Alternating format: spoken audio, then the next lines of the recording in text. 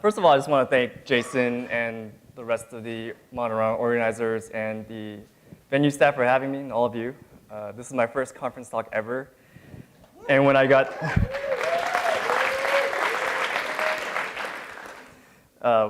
the email from Jason that I got accepted, I was so excited for about 5 minutes, and then that was replaced with dread.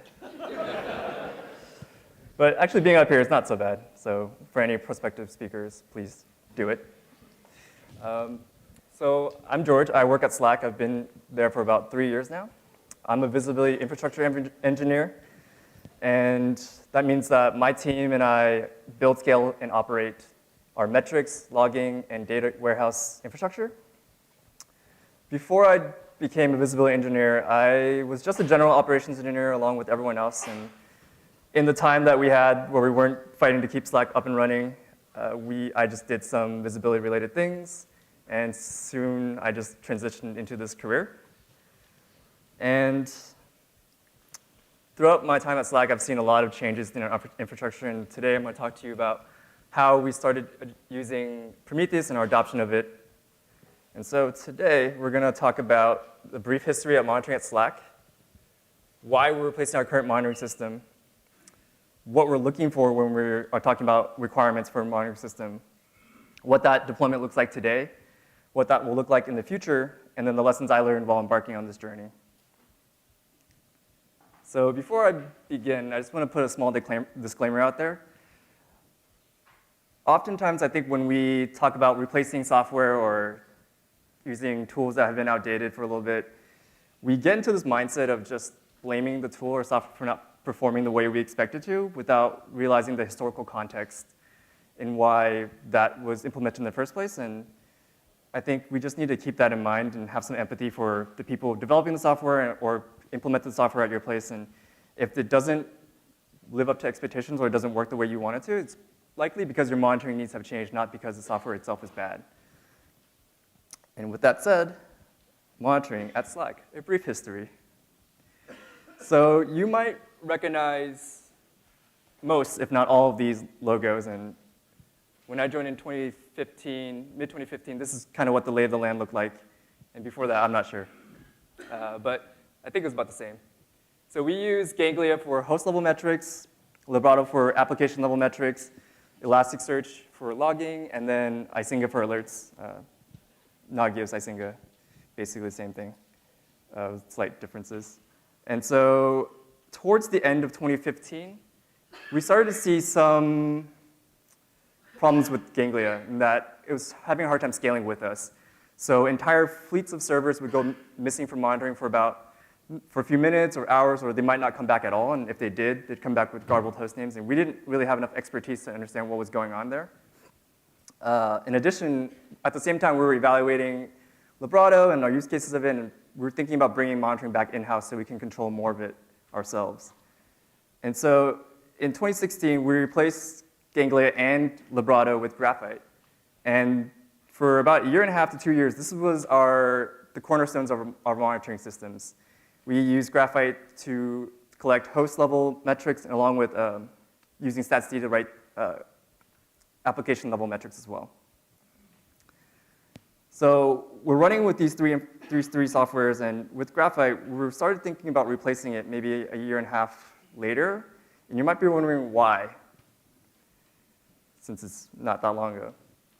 Well, there's a few things with our Graphite installation that we were having issues with, and so I broke this out into the user perspective and then also the operational perspective. From the user experience perspective, metrics were a little hard for us to discover. This is true for even people who are writing the metrics. After they would submit the metrics, they expected it, and they would go into Grafana and try to look for their metrics but couldn't find them. And this is because if you didn't know the specific structure of, if you've never used Graphite, the metric names are dot delimited. And so you have to know the position of your metrics name. And if you didn't, it'd be a hard time finding it. You might get lost in like a sea of wildcards as you're trying to find your metric. To help combat this, we built a little hack into Grafana to help people find the metrics.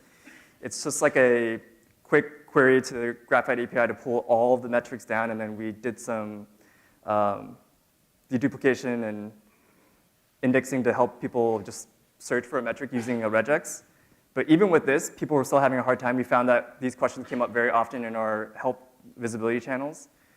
And so there's clearly, it might have been a combination of us not advertising it correctly or just people forgetting about it after using it, but this is still a problem we were dealing with. Also, query performance with our Graphite wasn't great. I think just the sheer amount of volume we were sending at it didn't make for quick rendering our graphs. And so during an incident, this was a real problem. If you're trying to debug an issue and you're waiting for graphs to load, it takes about 45 seconds to a minute. It could be a problem. It could be very frustrating as well. At the time, our version of Graphite didn't have tags and labels. I think that's changed now. But we just, when we embarked on this project, that didn't exist out of the box. And then on top of that, we were doing some silly aggregations on top of aggregation. So we were aggregating locally on a box before sending it to our Carbon relay layer, which did another round of aggregations. And if you were at Monitorama last year, you might remember Megan saying, you cannot aggregate percentiles. And cannot aggregate. Someone earlier was mentioning how there was like a Monitorama inception. And so if someone like also screen caps me doing this as well, that would like blow my mind. Also, it took me a really long time to make this GIF yesterday. And it's not even good. Like the text is not even in the middle, but I just gave up, so. From an operational standpoint, we were a team of 6 at the time, and half the team was basically new. So the original 3 people who set up the infrastructure were really the only people who knew how it ran and how all the different components worked. In addition to managing Graphite, we also were responsible for the other infrastructures that I mentioned, on top of keeping Slack running as our side job, I guess, probably our main job.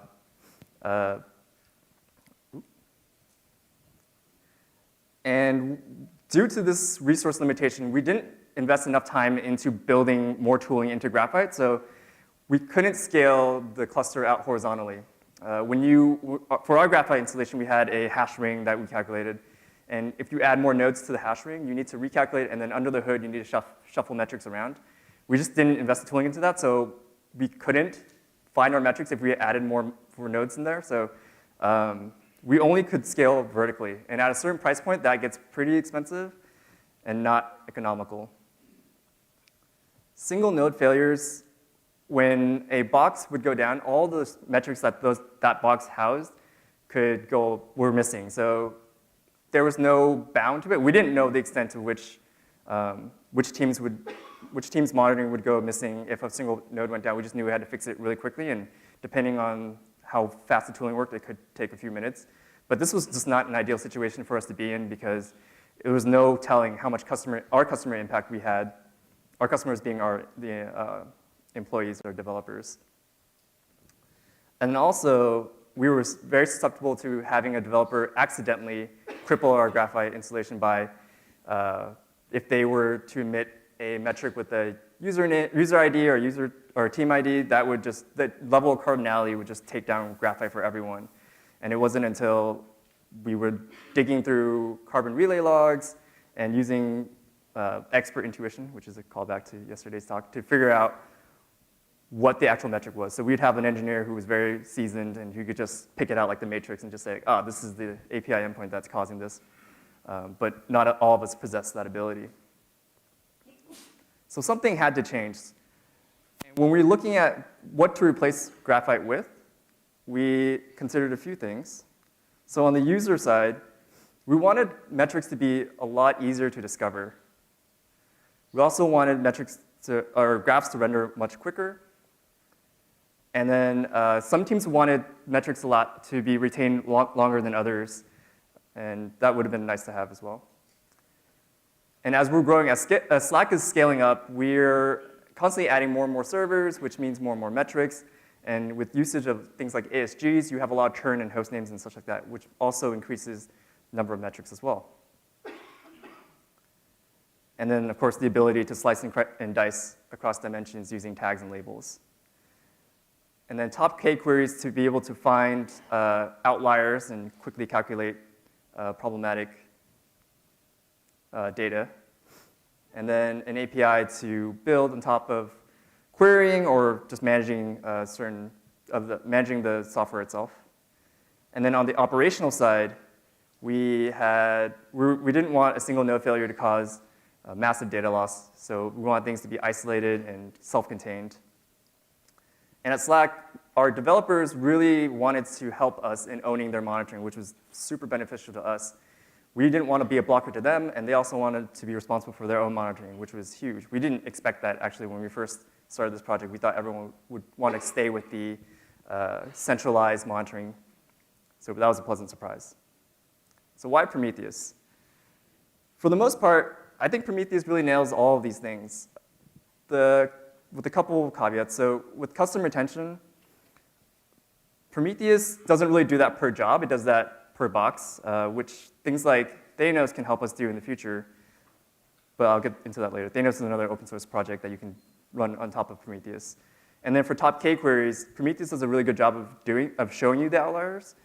But with the way that we were using Graphite with Grafana, Graphite would show you the outlier at the latest data point and then graph that time series over your interval, whereas Prometheus would show you the outliers at each step of the interval. So it was just not wrong per se, but it was just very different from what we were used to, and we had to adjust to that as well. So what does Prometheus look like at Slack? So this is kind of the infrastructure we're running with now. We're trying to convert more and more things over from Graphite over to Prometheus, and hopefully Prometheus will get a stronger foothold in our infrastructure in the future.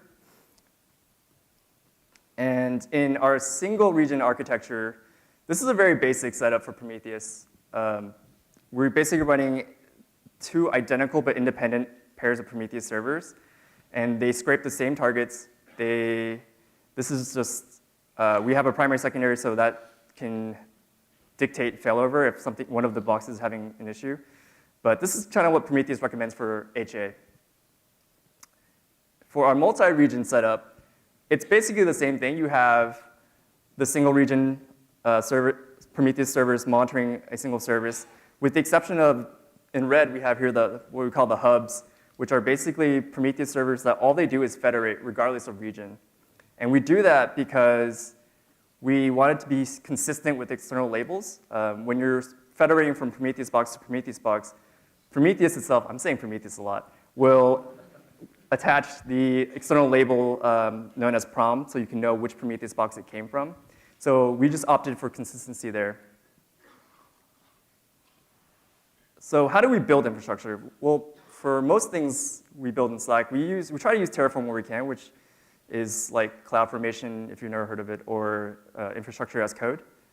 And with Terraform, we're able to provision a pair of HA servers, also configures Route 53 records for us, which we use for Grafana and failover. In conjunction to that, we also have CloudWatch health checks, and also EC2 instance recovery for in case there's a problem with the box. We hope that Amazon can help us recover those boxes quickly. And lastly, we also have the ability to run optional canaries. So these boxes are decoupled from the HA pair. You can test upgrades, you can just test different configs, and without worry that you're going to take down the monitoring, which is pretty handy. And this is what our Terraform snippet looks like. In the back end, we have a Prometheus module that is just bootstrapping the EC2 instance, the EBS volume, things like that. And we can send it on a top level module, we can send it a few parameters, such as instance type, the IOPS, and the volume size. And this is all dummy data. We're not actually building X1s because those are really expensive. I'm sure a handful of them can run Slack, but a handful of them will also run Slack out of money.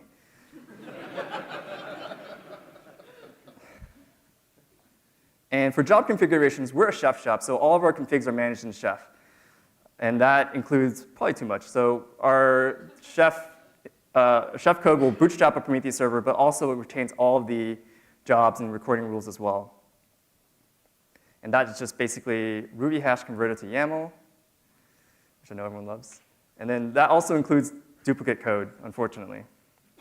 On top of that, we're using the standard GCE EC2 service discovery, which is built into Prometheus. And that, if you don't know what that is, it basically takes your EC2 or GCE metadata and gives you a list of servers that you're actually supposed to monitor. So let's say I'm looking for something that I tagged with role as MySQL. It'll look at all of the different instances in your account and pull in the MySQL, things that are tagged with MySQL. And this is very, very expensive because every time it runs this service discovery, it pulls in all of your instances, and you have to do this each time you define a job. At least that's how we do it. I'm not sure if that's, I think that's how you do it. And so the biggest problem that we were dealing with when we were evaluating Prometheus is couldn't handle the web app. And when I mention the web app, I'm talking about Slack as you probably imagine it. It's all the APIs, it's most of the features. It's our gigantic PHP monolith. And when I mention it's a PHP monolith, it's actually a really, really big PHP monolith. Each of our web app servers is emitting about 70,000 metrics, which comes out to about 35 million time series. And then on top of that, our job queue workers, which are our asynchronous job workers such as unfurls or uploads, also emit 80,000 metrics, and which comes out to about 24 million metrics. So there's a lot of data we're dealing with there. And that level of cardinality is not something we want as well. That's something we want to audit and kind of reduce down, because that just, I don't even know if it's useful at that point. And organizationally, one of the challenges is that the web app team is a gigantic team which is very fluid underneath. So people are able to switch teams quarter to quarter or such. So finding owners for certain bits of code is actually quite challenging at times. So Prometheus recommends, as you're scaling, you want to split by use case as much as you can. But at a certain point, you can't split by use case any further. It just doesn't make sense. So this is kind of our idea about how to handle it. We're just employing the standard sharding method. That's the formula that we're using there. And on the right side, your right side, the prom WA collectors, the web app collectors, are assigned a shard, and they scrape a subset of our wdubs. And then our prom web app server, which is our hub, will federate those metrics back, the ones that we care about, and we plug that into Grafana. And we plug in other ones too, such as prom node, which is our node metrics, such as system, OS, network stuff. Prom default, which is our catch-all. It's probably the most direct replacement to Graphite. Everything that doesn't have an owner can be thrown in there. And then any service that comes up, prom foo, gets plugged into Grafana as well. And so we've made quite a bit of progress along the way. Like I said, the most challenging thing was the web app, and that's what we wanted to focus on mostly. But to give you some additional context, the team itself that was working on this project was very, very small, supporting hundreds of engineers. We were a team of we were 3 at times and then 2 for the most part. One of our other teammates transitioned to another team, not because of this project, because we wanted to do something else. And so on top of that, I was the only person in San Francisco, and the person who knew the most technical things about Prometheus was based in Melbourne.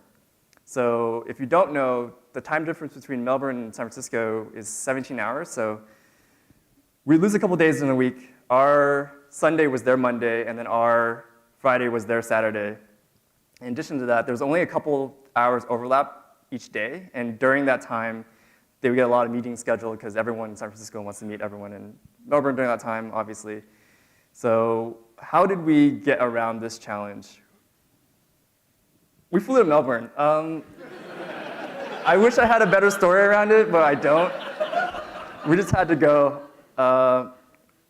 You know, you can say all you want about communication, and there's only so much you can get done in a DM or a video chat, but you can't really stare into the windows of their soul, right, without being face-to-face, and sometimes that's important. And in Melbourne, we worked really, really hard with my teammate, Tom. That's not Tom, in case you're wondering. That's Kiki. Kiki's awesome. This is Tom. Tom is also awesome. Tom is in the audience, actually. He flew in from Melbourne to be with us here. Yeah.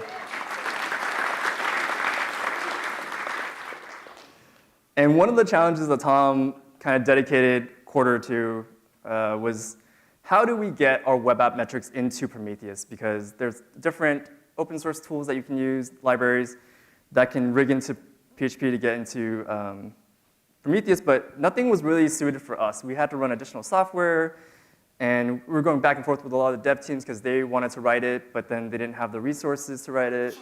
And so Tom took it upon himself to do that implementation himself.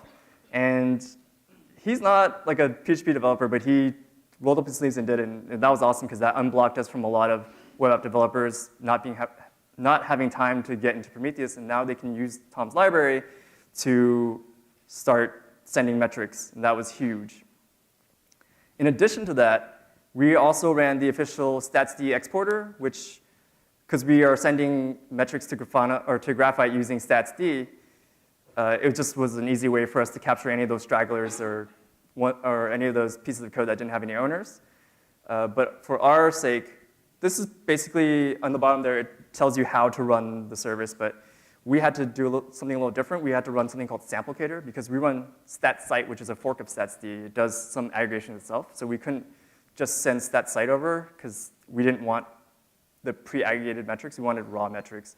So we basically duplicated the UDP stream and just listened on that port while StatSite continued to chug along just fine. And nothing was impacting the Graphite land until we decide that we have enough parity that we can cut the cord.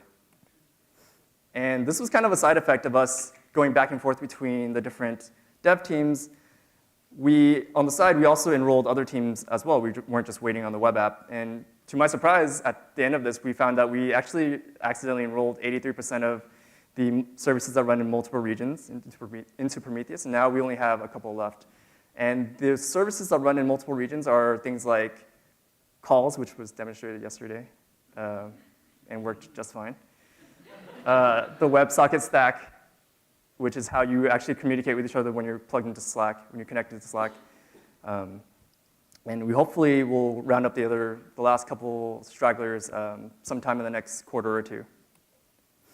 And then this is actually what we're able to demonstrate. So on the right is the Prometheus powered graph, and on the left is the Graphite powered graph.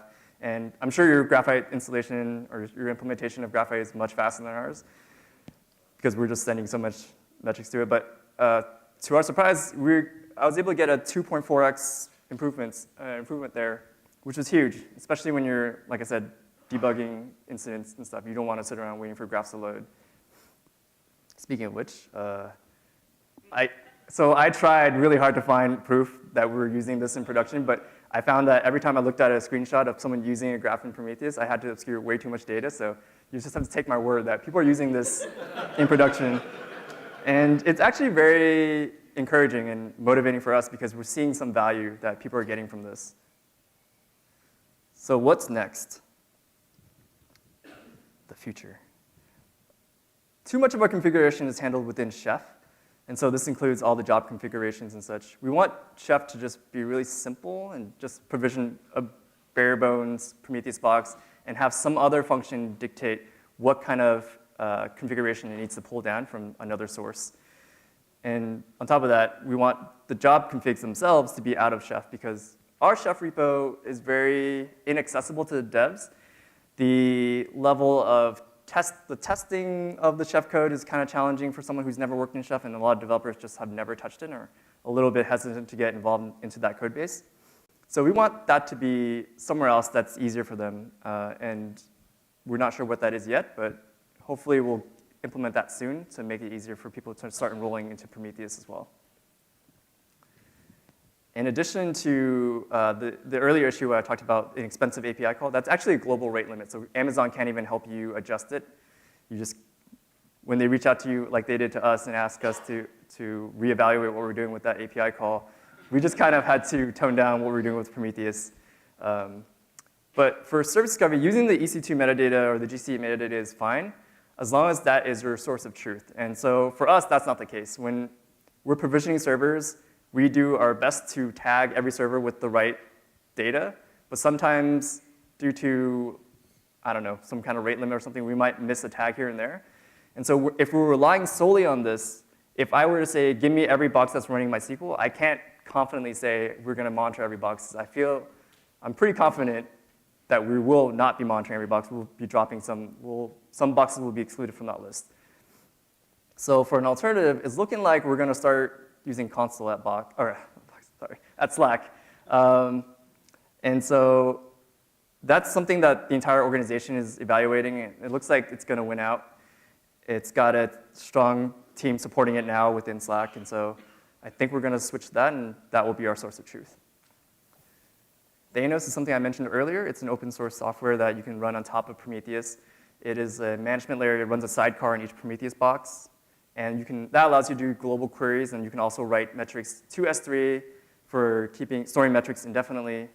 And then you can also adjust your custom retention periods using that as well. It also does a great job with HA, so right here. And it could be something I think we're looking into. It's very interesting. We're going to keep a pulse on it. And the end game here is that any new service that comes up on Slack, we want it to come with Prometheus. We want monitoring to be set up for them so that they own it and it's isolated and they don't have to worry about it affecting anyone else's monitoring. And that's the plan. So the lessons learned. When I wrote these lessons down, when I read them, I was like, these are really, really obvious. But at the time, they weren't that obvious to me. Being the tech lead of this project, I actually learned a lot from this. So the first thing, as everyone knows, is communication is really difficult in general, but when you're doing it across time and space, it adds so much more complexity to it, right? So we had to essentially fly to Melbourne to actually make use of our time to really align our focus and do a lot of planning. And this is true, unfortunately, for a company that is specializing in improving communication. We still have problems with this too. And so am I telling you to fly to Melbourne? Yes, it's great, right? It's awesome. You can say hi to Kiki, you can say hi to Tom, and now that you've seen these slides, you won't get them mixed up. But what I'm really trying to say is that we should be more empathetic to our remote employees, because being remote is hard enough, but being remote in a different time zone, I don't know how to even do that. It's just very difficult. So be more empathetic when you're trying to work with them and plan. Just be conscious of that. For new projects, momentum is more important than getting things done right. This is twofold. So the first, I'm sure you've heard, is optimize last. You don't know what you're optimizing for when you're starting out. And just doing things iteratively and getting things shipped is more important in that sense. But also, as a tech lead, you need to be an advocate for your team, and you need to be a champion for them. And that means getting the right people in the rooms when you're talking, when you're making plans, or when you're trying to keep work off their plate so they can focus on what's really important. So those two things, keep those in mind. And lastly, you want to demonstrate value early and often.